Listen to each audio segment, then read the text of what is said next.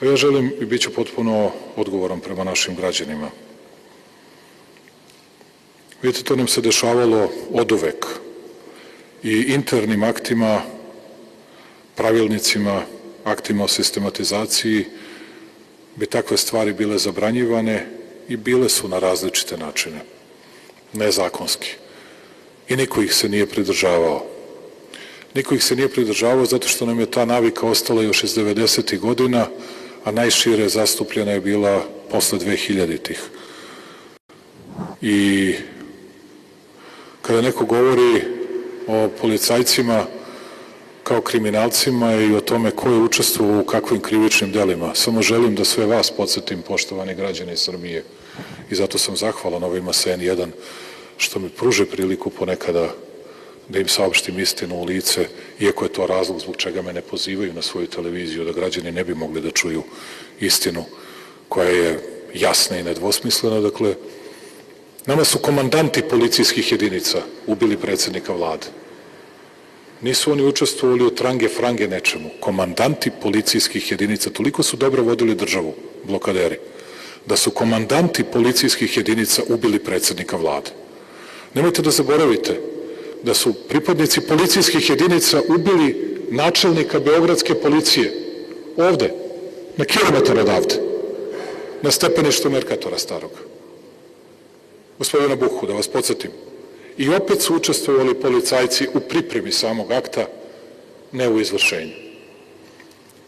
Možete li da mi kažete ko je ubio generala Badžu?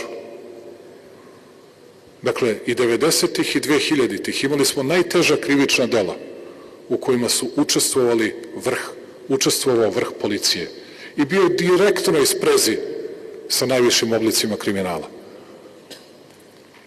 Zašto sam ja sve ovo rekao? I nemam problem sa tim.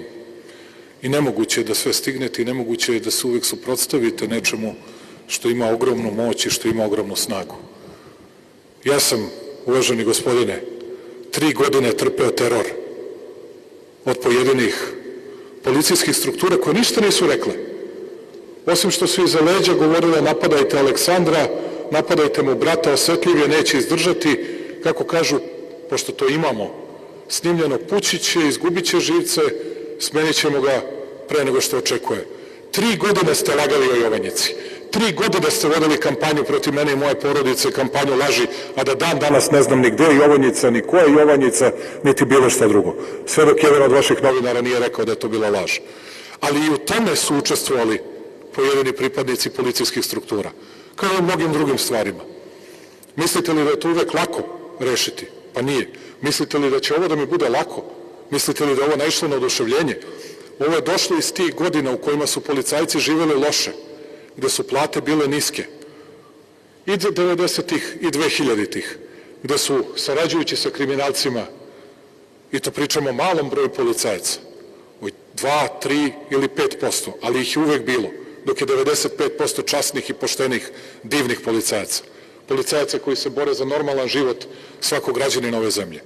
I ja hoću da tih 5% koji su prljavi policajci takozvani, kao iz američkih filmova, od Kuma pa nadalje, koje god, koji su uvek radili za kriminalce i tako bili najbogatiji i tako uspevali, držim jedne, držim druge, držim treće i ne znam ja šta sve, a narod ne zna da li je zaštićen kada vidi značku ili ne. Sada će narod da zna, jer će svaki da bude čist, kao suza. I u ovome što se dogodilo, pričat ću o tome sutra nešto više. Gde god pogledate nekog čuva policajac. Pa gde su svratili u Šabac? Opet kod policajca i kod brata policajca. I sad ta mreža vam je jasno kako se gradi. Naravno da se gradi uvek preko nekoga od onih koji treba da učestvuju u zaštiti ili progonu kriminalnih struktura, a oni onda obezbeđuju tu za sebe zaštitu ogromnim novcem. Sad ćemo to da sprečimo zakonima i nema tu što je najčistije, što je najvažnije i što je najbolje. Da ne može da se tumači dvojako, da ne može da se tumači ni usko, ni preširoko, nego da može da se tumači na precizan način i niko više neće moći da bude, i ne samo kriminalcima kada o tome govorim, Znate li koliko smo mi izgubili vojnika i policajaca koji su otišli da budu čuvari različitim tajkunima u ovoj zemlji? Pa što smo mi budale? Da narod plaća, da svaki građanin odavde uzme i da plaća 4, 6, 8, pa plus još 10 godina nečiji rad, da ga usavršava, da ga obučava, da ga edukuje, da mu daje svu opremu, da sve to može da sagleda, savlada i nauči, a on posle toga kaže, izvini, meni nije dovoljna plata od 1.500 evra, ja odoh kod ovoga koji mi daje platu od 3.000 evra. Ne može tako. Ne može, hoćeš da radiš u državnoj službi, moraš da se obavežeš toliko i toliko godina ćeš tu i tu da radiš, samo za to, ovo drugo ne može. Naše je da obezbedimo visoke plate, one nisu male danas, ali će morati za policiju da budu još više, kao što smo i obezbedili zadovoljstvo u vojsci i povećavano se broj pripadnika i to je suština. Da li će sutra, posle 15. godine na vlasti da bude anomalije, da bude, pa naravno da će da bude, uvek će da bude. Takav vam je život. Takav je život, ne postoji stvar koja vam iskoči, a da vi možete odmah da odgovorite. Ja ne znam da li će sutra da počne rat između Amerike i Irana. Danas je cena nafte 111. Kotacije rastu već drugi ili treći dan za redom.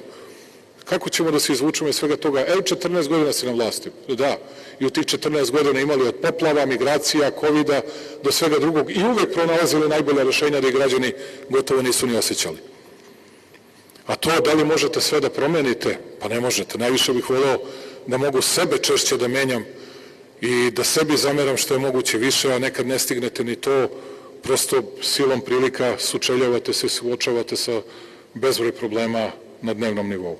Ali sam protiv toga da mogu da tumače različite po pravilnicima, nego zakon, nedvosmislen, kome se sviđa, sviđa, kome se ne sviđa, da se razilazimo lepo, radite za te i te ljude, ali u državnim organima da budete više ne možete. Jer svu snagu su uvek crpeli iz države. I oni koji su ubili premijera, i oni koji su ubili Badžu, i oni koji su ubili Boška Buhu, policijskog generala i načelnika Beogradske policije. Srećom, danas su stvari mnogo bolje u Srbiji, srećom bezbednost je na mnogo višem nivou, opšti kriminalitet na mnogo nižem nivou, izvršenje ubistava na najnižem nivou u istoriji Srbije. Istovremeno, sva ubistva od početka godine su za divno čudo apsolutno sva rasvetljena i razrešena, tako da su to rezultati kojima policija može da se ponosi. Ali znaju ljudi u policiji za ovakve stvari i zato je strašno važno da pokažemo nultu dozu tolerancije prema onima koji će da sarađuju sa narkodilerima, koji će da sarađuju sa kriminalcima iz bilo koje sfere, iz bilo koje oblasti i mislim da ćemo tu imati ogromnu podršku ljudi u Srbiji.